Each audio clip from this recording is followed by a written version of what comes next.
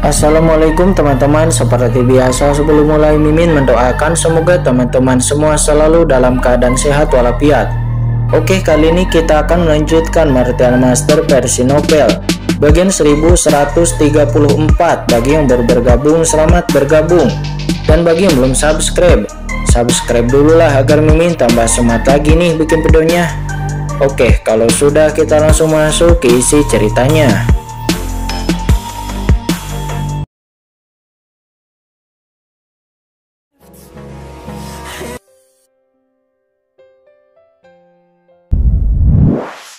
Memiliki perasaan yang sangat akrab dengannya, seolah-olah dia pernah melihatnya di suatu tempat sebelumnya. Mungkin aku salah mengingatnya, kata Pangeran Jinwoo, karena dia ingat betul bahwa dia tidak pernah berurusan dengan orang-orang dari klan naga sejati. Di luar dugaan, anak ini sangat beruntung. Seseorang benar-benar membantunya, kata biksu botak. Nampak ekspresinya terlihat jelek. Dia sebelumnya sudah menunggu Qin untuk bertarung dengan klan Huo Luan, dan dia akan mampu memanfaatkan kesempatan itu untuk merebut gelang di tangan Qin. Akan tetapi dia tidak menyangka bahwa pertarungan tidak terjadi. Pada saat ini, di bawah semua pandangan semua orang, Qin nampak berjalan menuju area di mana api teratai putih berada. Orang ini, setiap orang yang melihat pemandangan ini terkejut. Apakah naga sejati ini ingin memasuki lautan api teratai putih? Banyak ahli yang mulia yang pertama kali datang ke sini telah belajar banyak tentang tempat ini. Banyak orang yang mengetahui bahwa di lautan api ini, nyala api teratai emas adalah yang paling ringan. Selama Anda berhati-hati, nyala api teratai emas itu tidak akan membahayakan Anda. Dan nyala api teratai merah juga nyala api teratai hitam adalah yang paling menakutkan. Mereka hanya perlu terkontaminasi sedikit saja oleh nyala api ini dan mereka akan langsung dibakar menjadi abu. Sebelumnya, beberapa ahli yang mulia bumi yang tidak percaya pada ini, mereka menyentuh jejak dua jenis api ini dan mereka langsung berubah menjadi abu dan mereka tidak mampu melawan. Sedangkan nyala api teratai putih ini berada di antara keduanya. Setelah seseorang menyentuh api teratai putih ini, mereka akan jatuh di tempat. Tetapi beberapa ahli yang mulia yang memiliki kultivasi api dapat menahan sebagian dari kekuatan api teratai putih ini dan dapat bertahan hidup. Oleh karena itu, banyak orang yang percaya bahwa kunci untuk memasuki kedalaman lautan api itu terletak pada nyala api putih tersebut. Tetapi nyala api putih ini sangat menakutkan dan tidak ada yang bisa melihatnya, kecuali jika itu adalah ras api yang kuat seperti klan Huo Lun dan klan Jinwoo. Sebelum dia menyadarinya, saat ini Qin telah sampai di tepi api teratai putih, dan Qin sudah cukup dekat dengan api teratai putih. Dan bahkan api teratai putih saat ini hampir bisa mengenai Qin. Segera tindakan Qin ini pun menarik perhatian banyak ahli yang mulai hadir di sana, dan banyak orang memandang ke arah Qin. Apa yang akan anak ini lakukan? Namun kebanyakan orang hanya berhenti dan melihat dari kejauhan. Ibarat lautan yang begitu menakutkan, tidak ada ahli yang mulia yang mau mendekat, apalagi memasuki lautan api teratai putih ini, karena ini hanyalah mencari jalan buntu. Hanya klan Huo Lun yang kuat yang berani mendekat dan mencoba memahami api teratai putih ini. Apakah anak ini ingin memahami api teratai putih ini? Seseorang tidak bisa untuk tidak menebak. Cari jalan buntu, kata putra Huo Luan. Dia mencibir. Dia saat ini melihat ke arah Qin dari kejauhan. Bahkan sebelumnya banyak ahli yang mulia bumi, seperti ahli yang mulia bumi si biksu botak. Pada saat ini mereka semua memperhatikan Qin dari kejauhan. Banyak orang ingin menyeberangi lautan teratai api putih ini. Dan banyak orang juga telah mencobanya sebelumnya. Namun tidak ada satupun yang berhasil. Beberapa mundur dan beberapa jatuh di tempat saat itu juga. Dan mereka menyadari bahwa itu adalah zona terlalang. Anak laki-laki dari klan naga sejati, api teratai putih itu tidak seperti api emas ini. Orang yang tidak berkultivasi dengan atribut api tidak akan bisa mendekatinya dengan gegabah, kata Pangeran Jinwoo. Dia tiba-tiba mengingatkan bahwa meskipun dia baru saja tiba di sini, namun dia secara alami memiliki saluran untuk memperoleh informasi di sini. Jadi dia dengan baik hati mengingatkan Qin. Akan tetapi mendengar itu Qin mengabaikan Pangeran Jinwoo. Tetapi Qin langsung menuju api teratai putih. dan Qin duduk bersila di persimpangan lautan api teratai emas dan api teratai putih. Dan boom, jejak api teratai putih yang bersih tertarik oleh Qin dan tiba-tiba menempel ke arah Qin perlahan. Anak ini, dia benar-benar menyalakan api putih. Semua orang pun menghirup udara dingin, mata mereka membelalak. Ini terlalu berani. Apakah anak ini benar-benar tidak takut mati? Sementara saat ini, mata Yang Mulia Bumi Biksu Botak juga berkilat. Sosoknya diam-diam bergerak maju dengan kegembiraan di hatinya. Dia tidak sabar untuk melihat adegan di mana Qin dibakar menjadi abu.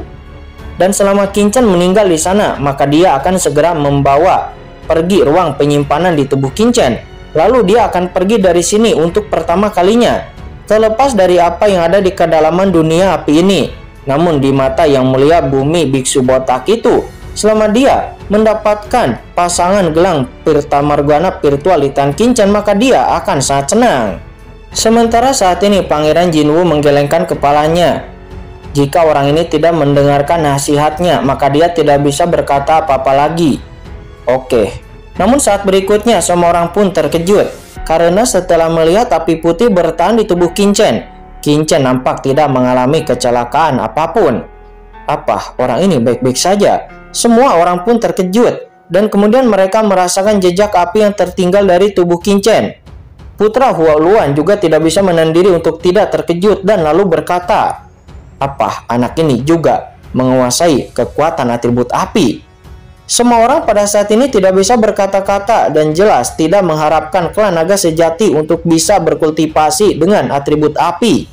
Pantas saja orang ini berani memasuki lautan api teratai putih, ternyata dia telah memperbaiki rantai api. Sementara saat ini Qin mengabaikan sikap orang-orang lain, tetapi Qin benar-benar tenggelam di dalamnya. Api teratai putih yang halus itu perlahan mengelilingi Qin dan mulai berlama-lama di tubuh Qin.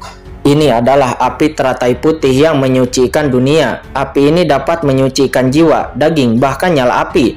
Itu adalah kekuatan api yang luar biasa, kata leluhur naga. Dia berkata kepada Qin. Benar saja, setelah jejak api teratai putih ini memasuki tubuh Qin segera merasa bahwa jiwa dan raganya menjadi murni, seolah-olah dia telah menerima semacam pencucian.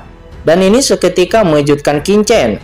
Perlu dipahami bahwa tubuh Qin telah mengalami pencucian 6 jalur pedang reinkarnasi dan ditambah dengan perubahan genetik dari prasasti batu hitam misterius yang didapatkannya dari sungai bintang neraka. Tubuh Qin telah berubah secara ekstrim, tetapi api teratai putih ini berasal dari sudut lain. Itu sebenarnya sekarang mencuci tubuh Qin secara bertahap dan membuat tubuh Qin menjadi lebih halus. Kekuatan api teratai putih pembersih dunia itu perlahan menembus ke dalam pikiran Qin di mana api karma kehampaan berada. Qin kemudian mendesak api karma kehampaan untuk mencoba menelan kekuatan api teratai putih itu. Percuma saja, api teratai putih lebih sulit diserap dibandingkan dengan api teratai emas. Dengan pemahamanmu saat ini tentang cara api, kamu hanya dapat menggunakan api teratai putih untuk memurnikan dan membasuh tubuh dan jiwamu.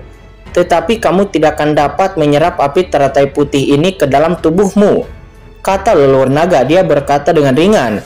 Akan tetapi sesaat kemudian matanya tiba-tiba melebar, karena dia menemukan bahwa jejak api teratai putih itu perlahan-lahan mengalir ke pikiran Qin dan lalu kemudian menyatu dengan api karma kehampaan. Mustahil. Dengan cara nyala apimu, mustahil untuk membendung api teratai putih ini, kata leluhur naga. Matanya membulat dan dia bingung. Ada apa? Mengapa anak ini bisa menyerap api teratai putih? Gumam leluhur naga itu. Pada saat ini Qin sendiri pun terkejut. Dia tidak dapat menyerap api teratai emas sebelumnya. Jadi Qin tidak bisa memiliki harapan untuk bisa menyerap api teratai putih ini dan memurnikannya. Akan tetapi Qin tidak menyangka bahwa ketika dia menyerap api teratai putih, dia awalnya menyatu ke dalamnya. Napas api teratai emas di dalam api karma kehampaan sendiri sebenarnya membangkitkan kekuatan api teratai emas dan menyebabkan api teratai emas menyatu dengan kekuatan api teratai putih murni dan bertahan di tubuh Qin. Apa yang sedang terjadi?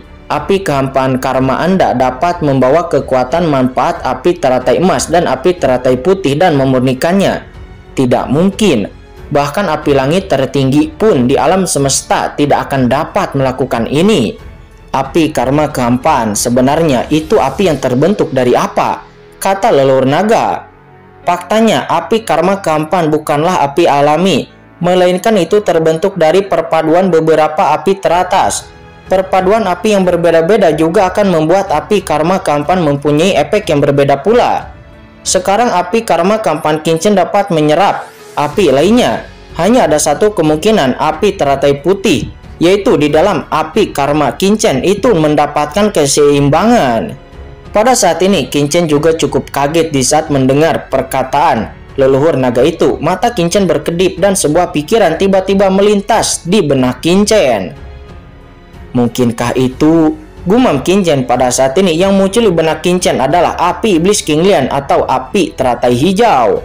Jika salah satu dari banyak api yang telah membentuk api karma kehampaan Kincen ada hubungannya dengan api teratai emas dan api teratai putih, maka satu-satunya yang ada di pikiran Kincen hanyalah api teratai hijau, yaitu api iblis King Lian. Namun api iblis King Lian itu hanya diperoleh oleh Kincen dari benua Tianwu. Dan apa hubungannya dengan api teratai emas dan api teratai putih yang sekarang dimurnikan? Pada saat ini api teratai emas dan api teratai putih itu bergabung menjadi satu, dan dua api emas dan putih mekar samar di atas api karma kehampaan Kincen. Pada saat ini melihat itu leluhur naga pun menjadi bersemangat. Hahaha, baiklah, menurutku kamu tidak bisa menyerap api teratai emas dan api teratai putih ini. Tetapi aku salah, anak keras manusia. Aku benar-benar meremehkanmu. Butuh banyak waktu untuk memasuki dunia api. Tetapi sekarang itu sepertinya akan sederhana, kata leluhur naga itu. Kemudian dia berkata lagi, apakah kamu bisa melihat api yang melayang di kejauhan? Mendengar itu Kincen pun mengangguk, karena Kincen melihat di kehampaan lautan api di kejauhannya. Dari waktu ke waktu ada api yang melayang di kehampaan tersebut. Nyala api ini berwarna emas, putih, hitam, dan merah. Nyala api ini melayang keluar dari lautan api dengan berbagai warna. Itu melayang perlahan di kehampaan. Ada jembatan bagimu untuk memasuki kedalaman dunia api ini. Tetapi sebelum itu, kamu harus mencapai api yang mengambang itu terlebih dahulu. Anda harus menjalankan api yang baru saja Anda serap, api teratai emas dan api teratai putih di sepanjang garis pemisah dua lautan api ini secara bertahap dan mendekat, sebelum pada akhirnya dapat mencapai api 4 warna. Sepanjang garis pemisah, gumam Kincen. Ya, ingat, kamu harus menjaga keseimbangan antara keempat api tersebut. Ingat, jangan gagal, karena jika Anda gagal, maka Anda akan terbakar habis di tempat. Bahkan leluhur naga ini, aku tidak akan bisa menyelamatkanmu, kata leluhur naga itu. Dia berkata dengan serius. Mari kita mulai sekarang, kata leluhur naga. Mendengar itu Kincen pun menarik napas dalam-dalam dan dia membuka matanya. Dan Kincen mulai bergerak maju perlahan di sepanjang garis pemisah. Apa yang sedang dilakukan oleh anak itu? Dia tidak akan memasuki kedalaman lautan api itu, kan? Tindakan Kincen ini sekali lagi menarik perhatian banyak ahli yang mulia yang hadir, dan semua orang pun tercengang. Langkah Kincen sebelumnya untuk menahan api teratai putih telah membuat banyak orang tercengang. Mereka tidak menyangka Kincen akan masuk jauh ke dalam api di sepanjang garis pemisah. Apakah Anda mencari kematian? Apakah orang ini gila? Sebelumnya, ahli yang mulia bumi pun masuk. Dia seketika berubah menjadi abu. Meskipun ras naga sejati memiliki fisik yang kuat, di bawah nyala api ini, dia juga akan berubah menjadi abu, kan? Banyak orang saat ini yang sinis dan mereka tidak bisa berkata-kata.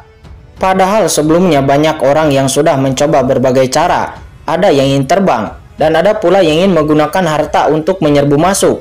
Namun semuanya sama saja, asalkan melangkah ke kedalaman lautan api. Tidak peduli siapa mereka atau apa yang mereka miliki. Ketika mereka menyerbu ke dalam, mereka tidak bisa lepas dari kematian dan berubah menjadi abu. Dan setelah kegagalan banyaknya ahli yang mulia yang berkultivasi di antara rantai api, maka tidak ada lagi yang berani mencoba menyeberang lautan api, dan mereka semua mencari cara lain. Pada saat ini, Kincen melihat api yang melayang di kedalaman lautan api dari kejauhan.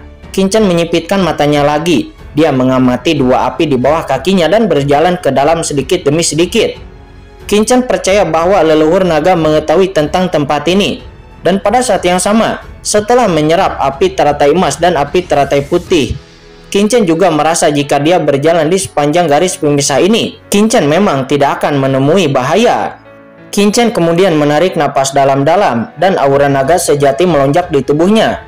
Dan nyala api karma kehampaan juga bertahan di sekelilingnya. Dan aura api yang mengerikan menyebar. Apakah dia benar-benar akan lulus? Melihat pemandangan ini dari kejauhan, banyak orang yang ada di sana pun gempar. Bisakah dia berhasil? Beberapa orang berpikir bahwa Qin-Chen sedang sekarat. Namun faktanya ada juga orang yang diam-diam berharap bahwa Qin-Chen bisa sukses. Begitu banyak orang yang pernah mencoba dan gagal sebelumnya. Dan semua orang hampir putus asa. Namun jika Qin-Chen berhasil melintasi lautan api ini, setidaknya bukan tidak mungkin. Makhluk yang tidak tahu apakah dia hidup atau mati. Tunggu sampai dia mati berubah menjadi abu. Tentu saja ada orang yang juga berharap bahwa Qin-Chen akan gagal, dan putra Huo Luan adalah salah satunya. Kenapa aura api pada anak ini agak familiar? Sepertinya aku pernah melihatnya, kata Pangeran Jinwu. Dia kembali mengernyit. Sementara saat ini Qin-Chen perlahan memasuki kedalaman lautan api. Begitu Qin-Chen memasukinya, dia langsung merasakan tekanan yang kuat. Tidak butuh waktu lama untuk memasuki batas lautan api, dan kekuatan api yang lebih mengerikan datang dari kedua sisi menyapu Qin-Chen. Tiba-tiba sisik naga di tubuh Qin-Chen tampak terbakar, dan seluruh sosok Qin-Chen akan terbakar. Namun pada saat kritis, Qin-Chen segera mendorong api karma kehampaan di tubuhnya, dan kekuatan dari dua api mengerikan yang tersisa segera diimbangi oleh api karma kehampaan di tubuh Qin-Chen. Qin-Chen pun segera berjalan di garis pemisah dan terus melangkah lebih dalam. 100 meter, 1000 meter, 10.000 meter. Jarak seperti itu bukanlah jarak sama sekali bagi ahli yang mulia. Tetapi di sini Qin-Chen telah berjalan selama ratusan napas. Pada waktu sebatang dupa, Qin-Chen akhirnya sampai ke kedalaman lautan api. Apa anak ini benar-benar masuk? Mustahil. Banyak ahli kuat di sana pun terkejut dan beberapa bahkan melompat dengan tak percaya. Namun, pemandangan di depannya membuat semua orang mengerti bahwa Qin-Chen benar-benar telah melakukannya. Selanjutnya adalah tempat menyatunya lautan 4 warna. Ada nyala api hitam dan nyala api merah. Itu mengerikan, tidak mungkin untuk bisa melewatinya. Dia hanya bisa melangkah sejauh ini.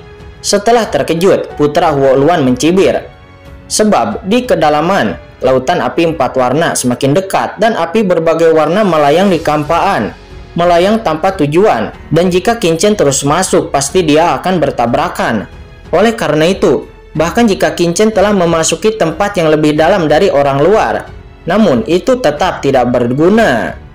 Pada saat ini, Qin-Chen berhenti di sini dan kemudian Qin-Chen menatap api yang mengambang di depannya. Nyala api ini seperti awan. Warnanya emas, putih, dan merah, dan juga hitam pekat. Api-api itu mengambang di langit, dan tidak ada aturan. Menurut leluhur naga, nyala api ini adalah satu-satunya cara bagi Qin-Chen untuk memasuki dunia api. Senior leluhur naga, apa yang harus saya lakukan selanjutnya? Tanya Qin-Chen. Nah, injak api emas, lalu api merah, lalu api putih, dan yang terakhir api hitam. Jika Anda bergerak maju dengan pola ini, maka Anda bisa memasuki kedalaman dunia api ini, kata leluhur naga itu. Dia menjelaskan kepada Qin-Chen secara detail. Emas, merah, putih, hitam, kata Qin-Chen. Dia bergumam di dalam hatinya. Karena leluhur naga senior mengatakan itu, maka pasti ada alasannya. Qin-Chen menatap ke depan dan dia melihat api melayang dari sana dengan berbagai warna. Hei, apa yang dilakukan oleh anak ini di sana? Apakah dia tidak akan masuk ke dalam? Kata putra Huo Luan. Dia mencibir. Tidak mungkin, ini pasti batasnya. Jika dia ingin masuk, dia pasti akan menghadapi api hitam dan api merah. Dengarkan semuanya, anak ini pasti akan segera kembali. Banyak orang yang di sana nampak mencibir. Anak manusia, apakah kamu melihat api emas di depan kirimu? Ayo cepat melompat, kata leluhur naga. Mendengar ini, Qin-Chen pun tidak ragu-ragu dan Qin-Chen langsung melompat menuju api teratai emas. Apa yang ingin dilakukan oleh anak ini? Semua orang pun melihatnya tercengang. Mereka tidak bisa terbang sama sekali dalam jangkauan lautan api. Namun dengan lompatan ini, Qin Chen pasti akan melompat ke lautan api dan meninggalkan garis batas. Dan begitu dia meninggalkan garis batas, maka hanya ada satu, yaitu kematian. Tidak, dia ingin melompat ke atas api teratai emas itu. Tiba-tiba seseorang berseru, dan dia dapat melihat tujuan Qin Chen. Hanya saja api emasnya hanyalah nyala api. Apakah itu bisa menampung orang? Di bawah tatapan semua orang, Qin Chen melompat dan mendarat langsung di atas nyala api teratai emas. Yang mengejutkan semua orang adalah sosok Qin Chen tiba-tiba tenggelam dan mendarat dengan kokoh di atas nyala api teratai emas. Nyala api teratai emas itu sebenarnya perlahan-lahan membawa Qin Chen ke kedalaman lautan api.